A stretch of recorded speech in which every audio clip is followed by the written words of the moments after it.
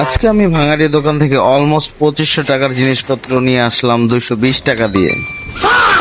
मतलब वो अलग ही लेवल का बंदा था।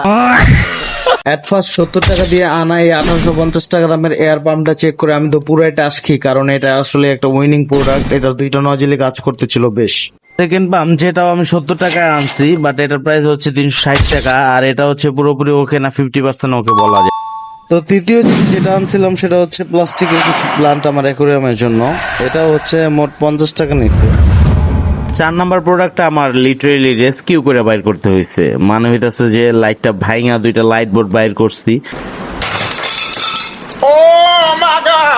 বাট দোনোটা স্টিল ভালো অ্যাক্টিভ।